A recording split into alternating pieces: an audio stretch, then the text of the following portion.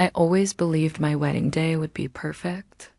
Elegant flowers, delicious cake, beautiful venue, and most importantly, surrounded by supportive family and friends. My name is Sarah Mitchell, 32 years old, and I've spent my entire adult life planning other people as dream events while secretly hoping my own would someday measure up to the fantasies I created for them. When I met Michael 4 years ago, everything fell into place, and I could finally see that perfect day on the horizon. What I couldn't see was the storm brewing behind his mother, Evelyn's seemingly pleasant smile. You know those movies where the mother-in-law is comically overbearing? I used to laugh at those, thinking they were wild exaggerations. Now I know better. What should have been the happiest planning experience of my life turned into a psychological warfare campaign that ended with Evelyn watching our ceremony from the parking lot, uninvited and fuming. The invitations were the final straw, but looking back, I should have seen it coming from the very beginning.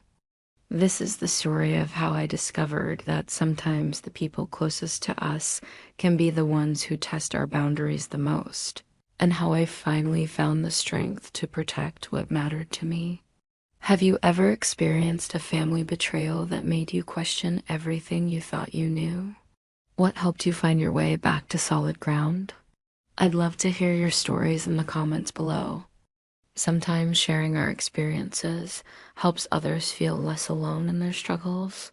Thank you for spending this time with me. If my story resonated with you, please consider subscribing and sharing with someone who might need to hear they are not alone in family complexity. Remember that your story matters, even when others try to rewrite it. Take care of yourselves. Before Michael, I've been laser focused on building my career as an event planner, channeling my creative energy into making other people's special days memorable, while my own love life remained disappointingly stagnant. I'd had relationships, sure, but nothing that ever felt right enough to last. I was coordinating a corporate anniversary gala when I first noticed him, tall, with kind eyes, and a smile that made the corners crinkle in a way that immediately put me at ease. Michael was the company's marketing director, and we spent the evening collaboratively putting out small fires before they could disrupt the event.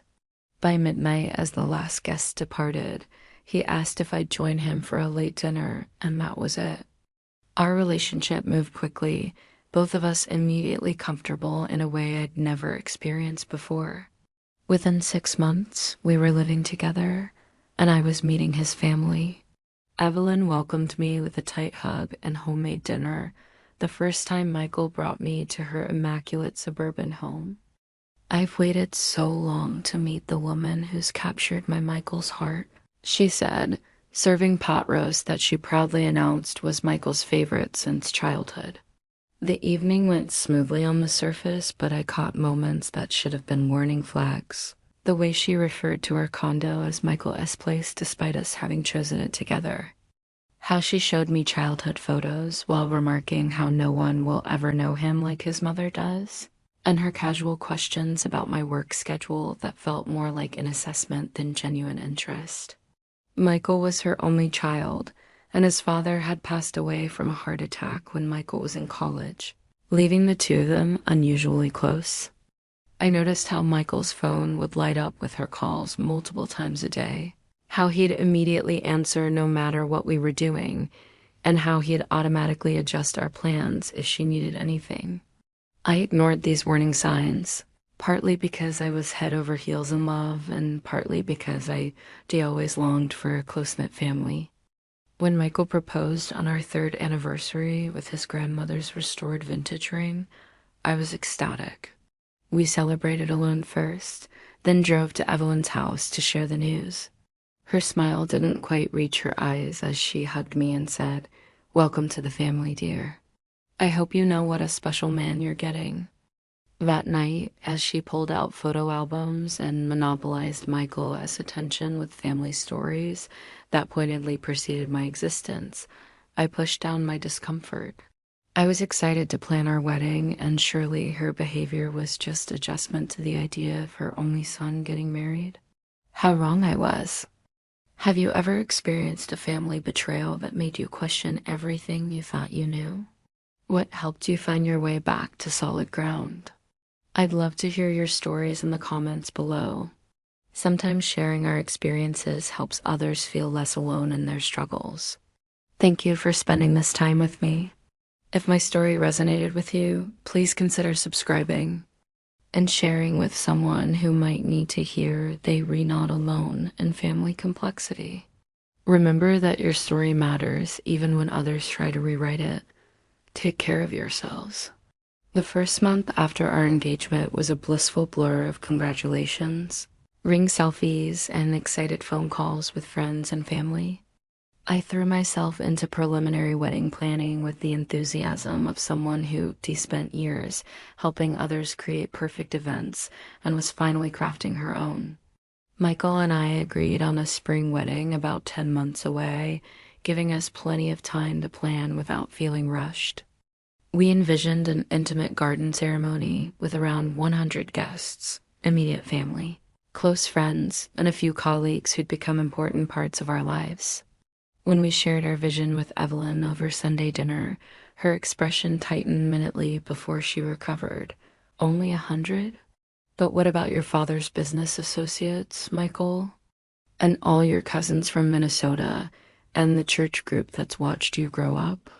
What had started as our intimate garden party was suddenly ballooning into a 250-person extravaganza under Evelyn's insistence that we would regret not including everyone. When I gently suggested that we wanted something more personal, she patted my hand condescendingly. Sweetie, weddings aren't really about what the couple wants. They're family events.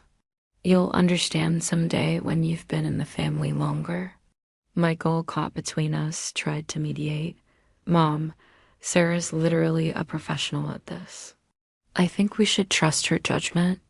Evelyn's eyes narrowed slightly before she sighed dramatically. Of course, you two do what you want.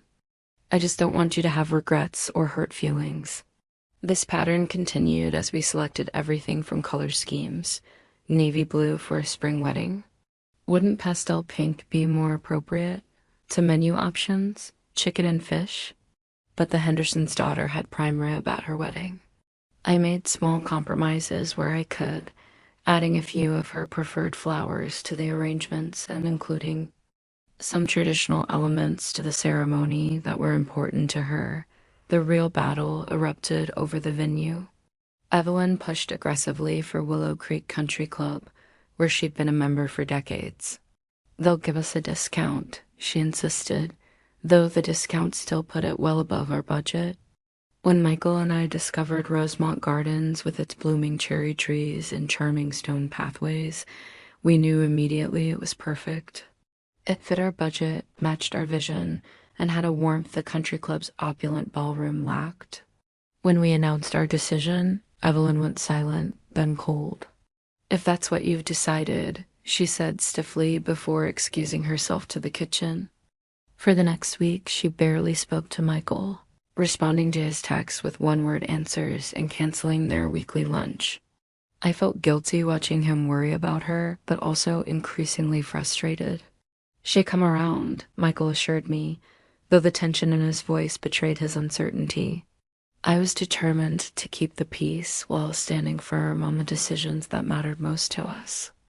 Little did I know that these early skirmishes were just Evelyn testing our boundaries, preparing for the all-out war that was to come. As we moved deeper into the wedding planning process, Evelyn's tactics evolved from passive-aggressive comments to active sabotage. Suddenly, she had doctor's appointments that conflicted with our cake tastings. She had community obligations that meant she needed Michael's help precisely when we were meeting with photographers. At first, I thought it was coincidental, until it happened for the third consecutive appointment. Your mom seems to need you a lot lately, I observed carefully as Michael canceled another afternoon we'd set aside for planning. He looked troubled but defensive. She doesn't have anyone else, Sarah. Her arthritis is acting up. When I suggested that perhaps his cousin Linda could help occasionally, he seemed almost offended. She's my mother. Evelyn's intrusions weren't limited to creating scheduling conflicts. She began showing up uninvited to vendor meetings, arriving with a cheerful, "I was just in the neighborhood and thought I'd stop by."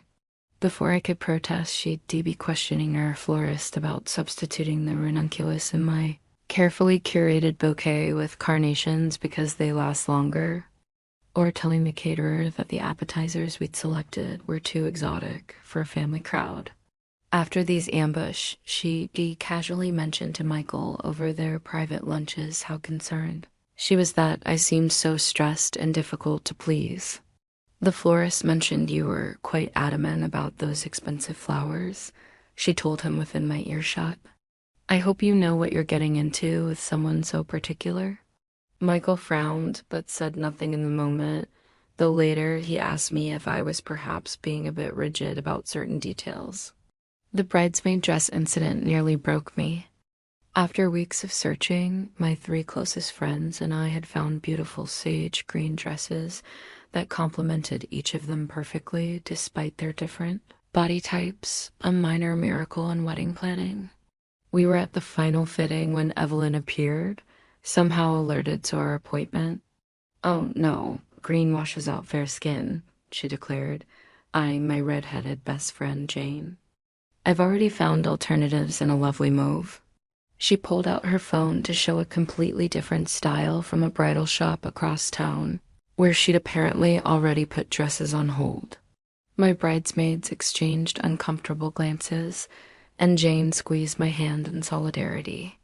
"We love these dresses, Mrs. Reynolds," she said firmly.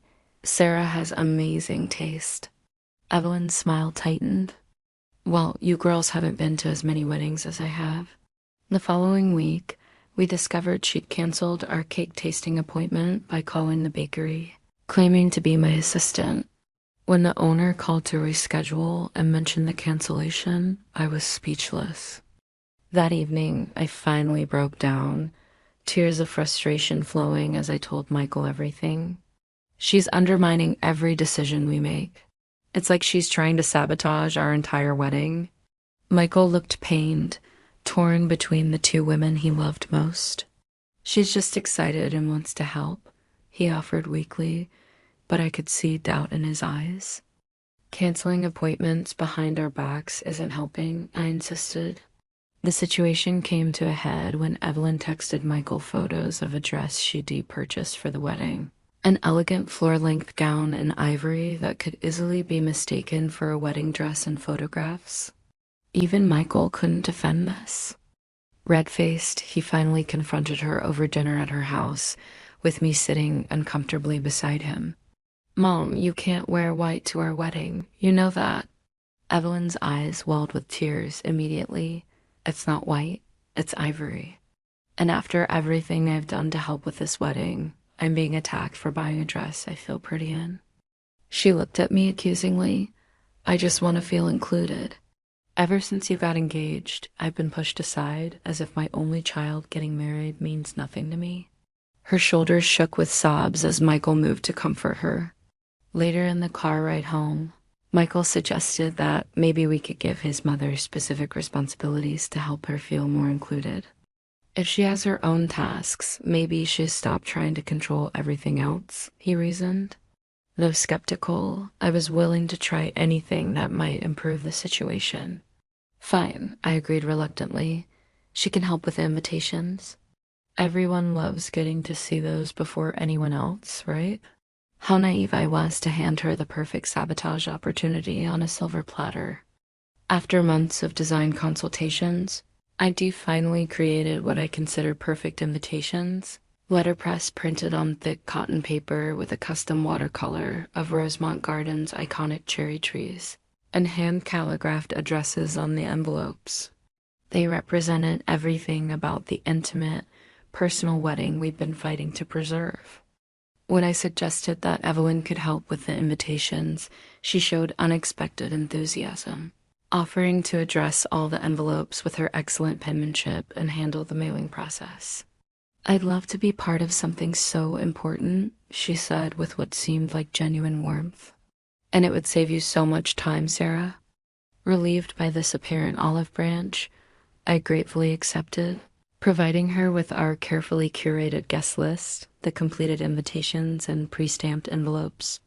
I even helped her organize a system to track which invitations had been sent. "I'll take care of everything," she promised, patting the boxes of invitations like precious cargo. "They'll all go out by Friday." The first hint that something was amiss came 3 weeks later when my college roommate Alexis called to ask about my wedding date. "I haven't seen an invitation yet, but I wanted to make sure I have the right weekend blocked off," she said casually. I assured her invitations had gone out weeks ago and that she was definitely on the guest list. "I'll check with Michael's mom since she handled the mailing, but maybe yours got lost. I'll make sure you get one." Similar conversations followed with my cousin, a colleague, and even my hairstylist, who'd been doing my hair for years and had been on our guest list from day one. As the RSVP deadline loomed, with only a handful of responses, anxiety knotted in my stomach. When I brought up the concerning lack of RSVPs to Michael, he seemed puzzled but not alarmed. "Maybe people are just being flaky about responding," he suggested. "You know how it is these days." But I did know how it was. I'd planned dozens of weddings, and while some stragglers were normal, this extraordinary silence was not. When I mentioned it to Evelyn during Sunday dinner, she nodded sympathetically. People are so busy these days, and Rosemont Gardens is a bit out of the way for some of the family. "I'm sure responses will pick up." Something in her tone made the hairs on my neck stand up. That night, I called my best friend Jane with mounting panic. "Have you heard anything from any of the other bridesmaids about receiving their formal invitations? I know you all know the details already, but I'm worried something's wrong." Jane's pause confirmed my fears before she even spoke. "I was going to ask you about that, actually. None of us have received anything, but we figured maybe you were sending the wedding party's invitations separately or something." My blood ran cold. Jane and my other bridesmaids had been at multiple planning events. Evelyn knew they were aware of all the wedding details. If they hadn't received invitations, it wasn't an oversight. It was deliberate. I hung up and immediately confronted Michael, my hands shaking. "I think your mother never sent the invitations." "No one has received them. Not my best friends, not my family, no one." Michael's expression darkened, then shifted to defensive. "That's a serious accusation, Sarah. My mother wouldn't do something like that." "Maybe there was a problem with the mail for every single invitation," I countered, my voice rising. "That's not possible, and you know it." We had our first truly fierce argument that night, with Michael insisting I was being paranoid and me insisting his mother was actively trying to sabotage our wedding. We went to bed angry, backs turned to each other in cold silence. But while Michael slept, I lay awake, my event planner's mind cataloging every suspicious incident, every coincidence, every undermining comment. By morning, I was certain Evelyn had deliberately hidden or destroyed our invitations, and I was going to prove it.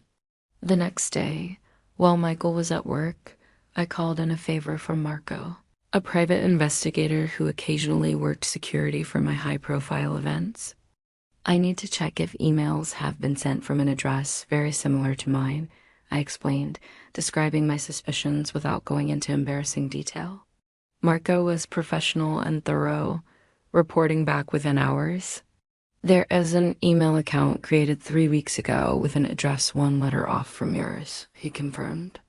It sent about 90 emails with the subject line, "Important wedding update. Want me to try to access it?" With Marco's help, we discovered the contents of these emails. A formal-looking announcement claiming that, due to unforeseen circumstances, Michael and I had decided to postpone our wedding indefinitely and would be in touch when we set a new date. The emails had gone to nearly everyone on our guest list. My hands trembled with rage and betrayal as I stared at the evidence. But I needed more proof before confronting Michael and Evelyn. Using the spare key Michael had given me to his mother's house for emergencies, I let myself in while she was at her weekly hair appointment. I told myself this wasn't breaking in. I had a key and I was family. The boxes of invitations weren't difficult to find, stacked neatly in her home office closet, still in the same organizational system I'd helped her create. 93 invitations unsent with their sealed, addressed, stamped envelopes. I took photos of everything, my heart pounding so loudly I was sure the neighbors could hear it. Next to the boxes was a notebook with Evelyn's handwriting, a meticulous list of guests she'd sent the fake postponement emails to, with check marks next to each name. I photographed this as well, hands shaking. As I was replacing everything exactly as I'd found it, I heard the garage door opening. Panicking, I slipped out the back door and around the side of the house just as Evelyn entered through the front. Her new salon hairstyle perfect. As she carried groceries inside, I called Michael immediately, my voice breaking as I said, "I need to see you now. It's about the wedding." An hour later, in a coffee shop far from both our workplaces, I showed him everything, the fake email account, the photos of unsent invitations, his mother's checklist. Michael's face drained of color as he scrolled through the evidence on my phone. "This can't be real," he whispered, but his eyes told me he knew it was. "My mother wouldn't," but he couldn't finish the sentence. "Call her," I said quietly. "Ask her where our invitations are. See what she says." He did, putting the phone on speaker between us at our secluded corner table. "Mom, Sarah's concerned about the wedding invitations. Did you send them all out like you promised?" The slight pause before Evelyn answered told us everything. "Of course I did, sweetheart. Why would she think otherwise?" The lie hung in the air between us as Michael's eyes met mine, truly seeing the situation for the first time. "We'll talk about this later," he said tightly before hanging up. That night, after reviewing all the evidence again at home, Michael finally accepted the truth. His mother had deliberately sabotaged our wedding, lying repeatedly to both of us. "I'll handle this," he promised, his voice hard in a way I'd never heard before. "I'm so sorry, Sarah. I had no idea she would go this far." As he left to confront his mother, I sat alone in our apartment, wondering if I was making the biggest mistake of my life by marrying into this family. Evelyn's betrayal was devastating, but almost more painful was how long it had taken Michael to believe me. As midnight came and went with no word from him, I began to wonder if his mother's influence was stronger than his love for me. What would happen next time she decided I wasn't good enough for her son?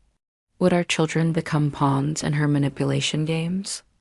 For the first time, I seriously considered calling off the wedding, not because I didn't love Michael, but because I wasn't as sure our love could survive his mother as determination to destroy it. Michael returned just after one, emotionally exhausted and looking older than I'd ever seen him. "She admitted it," he said heavily, dropping onto our couch. "She cried, apologized, swore she just panicked and didn't know how to fix it." According to Michael, Evelyn claimed she'd initially just set aside a few invitations for guests she thought were inappropriate, mainly my college friends she considered too wild, but then panicked when I started asking questions. One lie led to another, Michael explained, repeating his mother's words. "She knows she went too far and wants to make it right." I stared at him incredulously. "Make it right? How exactly does she plan to undo telling everyone our wedding is canceled?"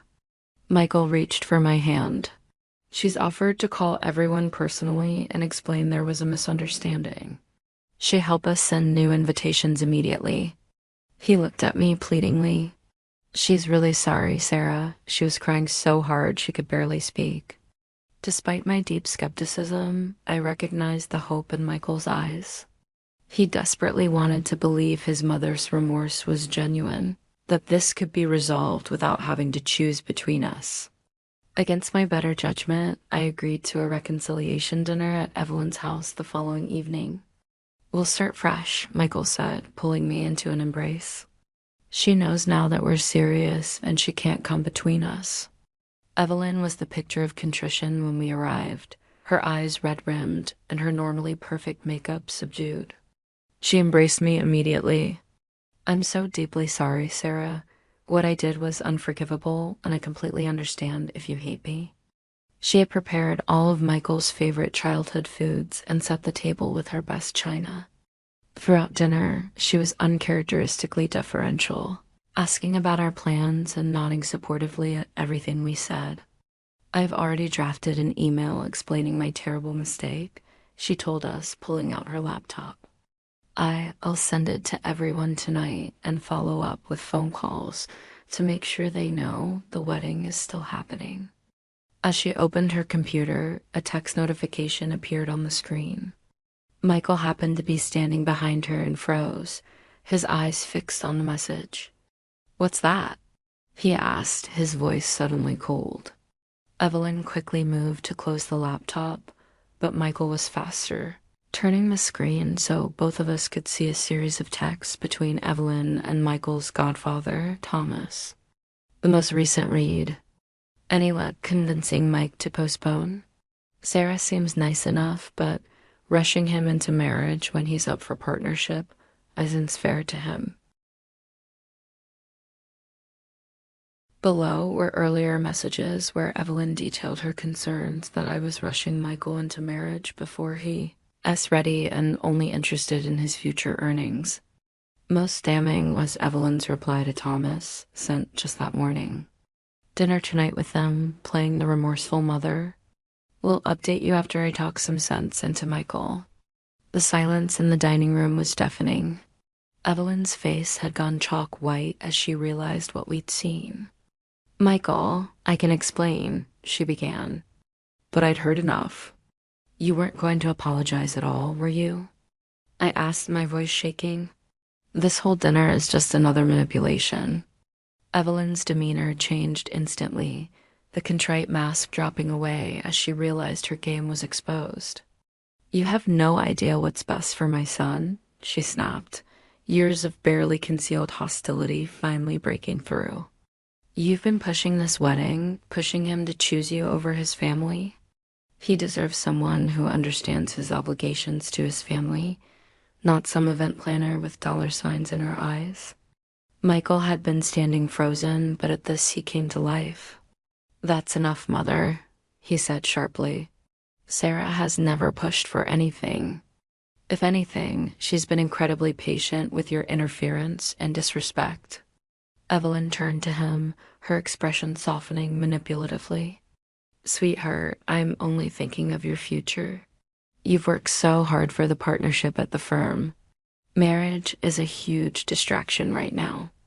I'm not saying never, just not right now." I'd heard enough. Gathering my purse, I stood shakily. "I won't be discussed as if I'm not in the room. And I won't be painted as a gold digger by someone who's lied repeatedly to sabotage my relationship." Turning to Michael, I added, "I'll be at home when you're ready to discuss what happens next." As I walked out, I heard Michael call my name, but I kept going, needing space to think clearly. Behind me, Evelyn's voice rose. "See, she walks out when things get difficult. Is that who you want making decisions for your future?" I waited in the car, tears streaming down my face, wondering if Michael would follow or stay to hash things out with his mother. 5 excruciating minutes later, he emerged from the house, his expression grim but determined. The drive home was mostly silent, both of us processing the evening's revelations. When we arrived at our apartment, Michael finally spoke. "I've been blind," he said quietly. "I knew my mother could be difficult, but I never imagined she would deliberately try to destroy our relationship." He turned to me, his eyes filled with remorse. "I'm sorry I didn't believe you sooner. I'm sorry I let her treat you this way." He took my hands in his. "I need you to know that I choose you, Sarah. Not just for the wedding, but for every day after. If that means limiting contact with my mother, then that's what I'll do." I wanted desperately to believe him, but the evening's revelations had shaken me to my core. How do I know she won't always come between us? I asked, voicing my deepest fear. Every disagreement, every major decision, will I always be wondering if she's whispering in your ear? Michael's pained expression told me he understood the gravity of my question. I can't change the past, but I promise you, from this moment forward, we're a team. You and me against whatever comes, including my mother. I nodded, exhausted from the emotional whiplash of the day. I need some time to think, I told him honestly. I love you, but I need to be sure I can trust that you'll stand with me. Not just today, but every time your mother tries to come between us. As I got ready for bed alone, I heard Michael making calls in the living room. First to his godfather Thomas to confront him about the text messages, then to his cousin Linda, explaining the situation with his mother. He was drawing boundaries, just as he'd promised. Still, as I drifted into uneasy sleep, I couldn't help wondering if those boundaries would hold when tested again. And I had no doubt they would be tested, perhaps sooner than either of us expected. The next morning, I called in sick to work for the first time in 3 years.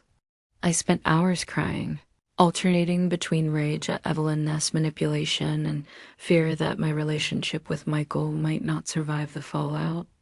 My best friend Jane came over with coffee and pastries, sitting with me as I poured out the whole sordid story. What if this is just a preview of our entire marriage? I asked her, clutching a soggy tissue. Every holiday, every decision about children, every job opportunity, will I always be fighting his mother's influence? Jane listened patiently, then asked the question that cut to the heart of the matter. Do you trust Michael to choose you? Not just now, but every time. I didn't have an immediate answer. My phone had been buzzing all morning with texts and calls from Michael, each more worried and apologetic than the last. I've told Mom we won't be speaking until she makes genuine amends, one message read. I've also called a therapist to help me work through my relationship with her. I love you and I'm committed to fixing this. Jane picked up my phone, scrolling through Michael's messages. These don't sound like a man who's wavering, she observed. But ultimately, only you can decide if you believe him. After Jane left, I spent hours thinking about what I truly wanted. Despite everything, I loved Michael deeply. We had built a life I was proud of, with shared dreams and values that aligned in all the ways that mattered most. Was I willing to throw that away because of his mother's toxic behavior? By evening, I had made my decision. I texted Michael, asking to meet at a neutral location, the small park near our apartment where we often walked on weekends. He was already waiting when I arrived, his face tight with anxiety. Thank you for coming, he said formally, as if afraid of presuming anything. We sat side by side on our bench, watching ducks glide across the pond. I want our marriage to work, I began carefully. But I need some things from you first. I outlined exactly what I needed. No contact with Evelyn until after the wedding. Couples therapy to ensure we had tools to handle future conflicts. And his agreement that any children we might have would never be left alone with Evelyn until she had proven she could respect our boundaries. Michael listened intently, nodding at each point. Yes to all of it, he said without hesitation when I finished. And I want to add something else. I'm going to start individual therapy to work on establishing healthier boundaries with my mother. I should have done it years ago. His openness and immediate agreement reassured me, but I wasn't naive enough to think our problems were solved. I love you, I told him, but trust has been broken. It's going to take time to rebuild it. He nodded soberly. I understand. I'm in this for the long haul, Sarah. We agreed to move forward with the wedding, but with a significantly delayed timeline to give us space to heal. What I didn't tell Michael was that I was already making contingency plans. The next day, while Michael was at work, I contacted all our vendors to explain the situation in general terms. We've had a family situation that's compromised our original invitations, I told them. I need to know what our options are if we need to make changes. Most were sympathetic, having dealt with family wedding drama before. I identified a backup venue, a charming historic hotel downtown that had a last-minute cancellation and could accommodate us on short notice if needed. I worked with my most trusted colleague to create a new digital guest list with contact information that wasn't accessible to anyone but us. I wasn't proud of these secret preparations, but after Evelyn's repeated deceptions, I needed the security of a backup plan. 1 week after our park bench conversation, my caution proved justified. I received a confused call from our venue coordinator at Rosemont Gardens. "I just wanted to confirm that you're canceling your date," she said. "We received an email and follow-up call from your future mother-in-law." My blood ran cold as the coordinator continued. "She said you and Michael have decided to postpone indefinitely due to family illness." When I checked our wedding website that evening, I discovered that someone had accessed the admin panel and changed our wedding date to TBD postponed. The IP address traced back to Evelyn's home computer. This was no longer about invitations or mother-in-law annoyances. This was a deliberate, sustained campaign to stop our wedding entirely. I called Michael immediately. "Your mother told Rosemont we're canceling and changed our wedding website," I said without preamble. "I have the proof. This has to stop. Now." Michael was silent for a long moment, then said in a voice I barely recognized, "I'll be home in 20 minutes. We need to talk." When he arrived, his expression was grim but determined. "Show me everything," he said. And I did. The venue's email confirming the cancellation request. The website's edit history showing changes from Evelyn's IP address. The fake email account that was still actively sending cancellation notices. Michael took it all in silently, his jaw tightening with each new piece of evidence. "I've been trying to understand her behavior to find excuses," he said finally. "But there are no excuses for this. It's deliberate. And it's cruel." He looked at me, his eyes clear and focused. "What do you want to do?" It was the question I'd been waiting for, Michael truly asking for my lead, not attempting to mediate or minimize. "I want to get married without your mother's interference," I said simply. "I want us to take back control of our wedding and our relationship." I hesitated, then added, "And I already have a plan. We move the entire wedding without telling her," I explained, laying out the backup arrangements I'd been quietly making. New venue, new digital invitations sent directly from us, with explicit instructions not to share details with Evelyn, and security at the door to ensure she doesn't crash it. Rather than being upset by my secret planning, Michael was impressed and immediately supportive. "Let's do it," he agreed. "She's left us no choice." Over the next 2 weeks, we executed what Michael jokingly called Operation Wedding Freedom. We booked the historic Hamilton Hotel with its elegant ballroom and rooftop garden for the ceremony. We sent personal emails and made phone calls to each guest, explaining that due to unforeseen circumstances, technically true, we had changed our venue and would appreciate their confidentiality regarding the new location. Most people were understanding, many having received the fake cancellation notices and been confused. "Just tell us when and where to be," my cousin laughed, "and maybe change your email passwords." We hired Marco, my investigator friend, to coordinate discreet security for the day. "No drama," I instructed him. "If she shows up, she's to be politely but firmly redirected to the parking area, where she can see the ceremony from a distance but not disrupt it." Michael made one last attempt at reason, meeting his mother for coffee to explain that her behavior had forced us to exclude her from the wedding. "You've shown repeatedly that you don't support our marriage," he told her calmly. "Until that changes, we need to create some distance." According to Michael, she cycled through tears, rage, and finally cold silence before walking out of the cafe without another word. The morning of our wedding dawned clear and perfect. I woke in our apartment, surrounded by my bridesmaids who had stayed the night for our final preparations. Michael had stayed with his best man, observing the tradition of not seeing each other before the ceremony. As my friends helped me into my dress, an elegant align with vintage lace fallen in love with months earlier, I felt surprisingly calm. Whatever happened today, Michael and I had already proven we could face challenges together. Jane was zipping up my dress when my phone buzzed with a text from Michael. Mom somehow found out about today. She's been calling and texting nonstop. Marco is aware and handling it. I love you and can't wait to see you. I showed the message to Jane, who immediately took charge. Nothing for you to worry about, she assured me. Marco has this covered, and you look absolutely stunning.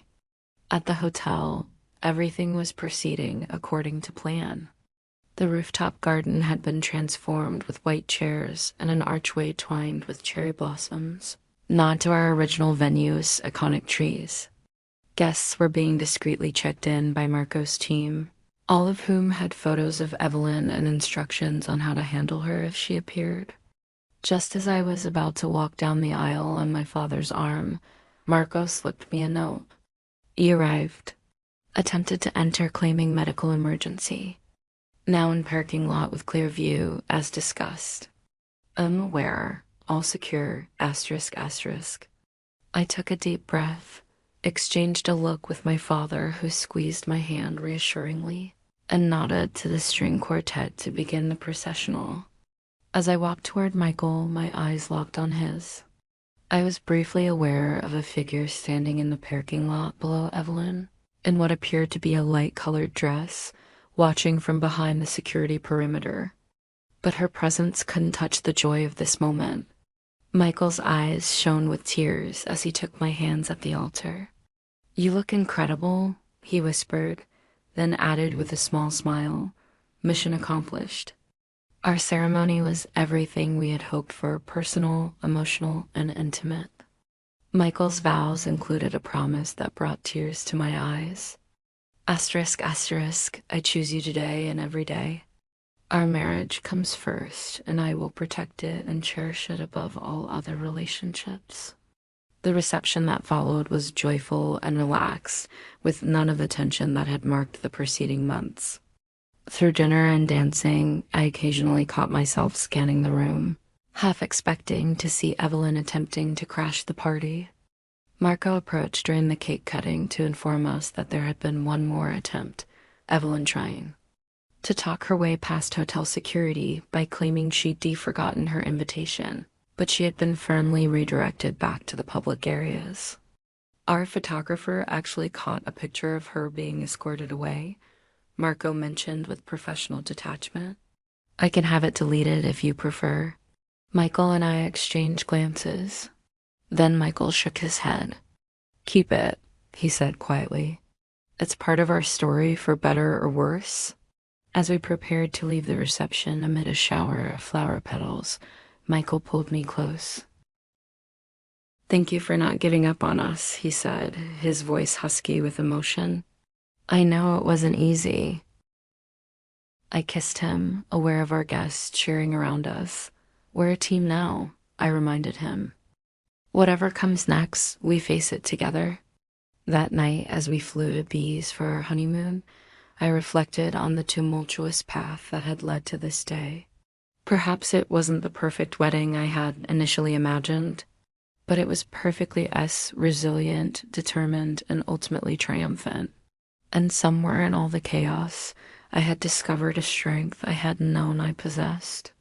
Our 2 weeks in Bees were exactly what we needed, sun-soaked days exploring ancient ruins and crystal-clear cenotes, nights spent planning our future without interference or drama. For the first time in months, we were just Sarah and Michael, not a couple under siege.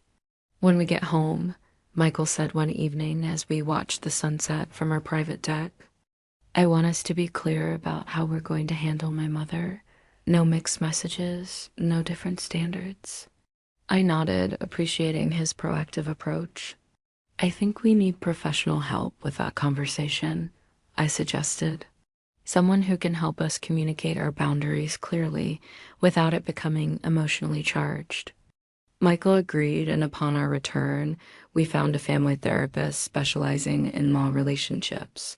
Dr. Chun helped us script our first post-wedding meeting with Evelyn, which took place at a neutral restaurant 3 weeks after our honeymoon.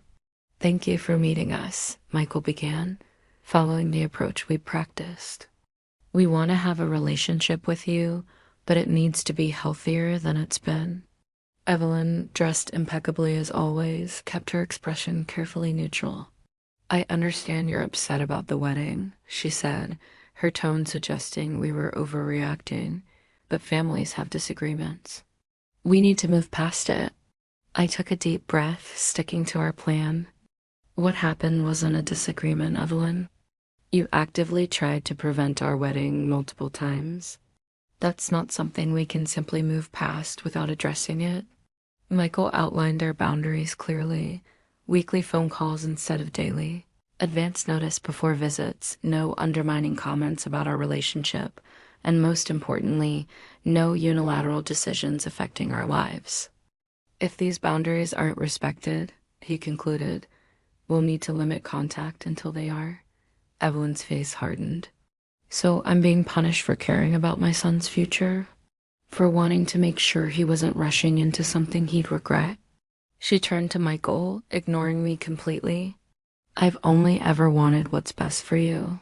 One day, when you have children, you'll understand." Michael's response made me profoundly grateful for the work he'd been doing in therapy. "Mom, I love you, but your behavior wasn't protective. It was controlling, and I need you to acknowledge that and apologize to Sarah if you want to be part of our lives moving forward." Evelyn left abruptly after that, claiming a headache. The following weeks were difficult as she alternated between cold silence and tearful phone calls to Michael, claiming I was turning him against her. Throughout it all, Michael remained steadfast, reminding her gently but firmly of our boundaries each time she tested them. Slowly, almost imperceptibly at first, things began to change. 3 months after our wedding, Evelyn called to invite us both to dinner, the first time she'd explicitly included me in an invitation. 6 months in, she asked about my work without making any undermining comments. Small steps, but significant ones. Michael continued his individual therapy, working through the complex dynamics of his relationship with his mother. "I never realized how much I'd been shaped by always trying to make her happy," he confided one night. "It's exhausting to be someone's entire world." I supported his journey while maintaining my own boundaries, making it clear that while I hoped for reconciliation, I wouldn't sacrifice my well-being for it. On our first anniversary, we returned to the Hamilton Hotel for dinner, reminiscing about our wedding day. "I don't regret how we handled it," Michael said, raising his glass in a toast. "Standing up to my mother was one of the hardest things I've ever done, but it was also one of the most important." I clinked my glass against his. "To difficult beginnings and stronger futures." 2 weeks later, we discovered I was pregnant, adding new urgency to our ongoing boundary work with Evelyn. When we shared the news, her immediate response was telling. "I hope you'll let me be involved this time," she said, already positioning herself as the victim. Michael took her hands gently but firmly. "Mom, we want you in our child's life, but as a grandmother who respects us as parents, can you be that person?" It was the first time I saw genuine reflection in Evelyn's eyes. "I'll try," she said after a long pause. "I don't want to lose my grandchild the way I almost lost you." It wasn't a perfect apology, but it was a start. As my pregnancy progressed, Evelyn surprised us by mostly respecting our boundaries. She asked before buying baby items, deferred to our decisions about the nursery, and even attended a grandparenting class at the local hospital. When she occasionally slipped into old patterns, Michael addressed it immediately, preventing small issues from festering into larger conflicts. Looking back now, with our daughter Emma sleeping peacefully in the nursery, I realize how much stronger our marriage is for having faced such challenges at the beginning. We learned early that protecting our relationship requires vigilance, clear communication, and sometimes difficult decisions. We discovered that love isn't just about the easy moments, but about how you navigate the hardest ones together. And perhaps most importantly, we learned that healthy boundaries aren't walls meant to keep people out. They read guidelines that show others how to be part of your life in a way that is respectful and loving. Evelyn isn't a perfect grandmother, and we still have moments of tension, but she's learning, as are we all. Last week, when she asked before picking up Emma instead of simply taking her, Michael and I exchanged glances of quiet triumph. Small victories, accumulated over time, are creating a new family dynamic, one where everyone's role is respected. If you're facing similar challenges with difficult in-laws or family members who don't respect boundaries, remember that you're not alone. The path to healthy relationships isn't always straightforward, and sometimes it requires making hard choices to protect what matters most. But with commitment, clear boundaries, and professional support when needed, it is possible to transform even the most challenging family dynamics. I'd love to hear your stories and how you've handled similar situations in your own relationships. Have you ever had to stand up to a family member who is undermining your relationship? What strategies worked for you? Share your experiences in the comments below. And remember to subscribe if you'd like to hear more stories about navigating complex family relationships. Thank you for listening to my story, and may your own boundaries always be respected and your relationships strengthened by the challenges you overcome together.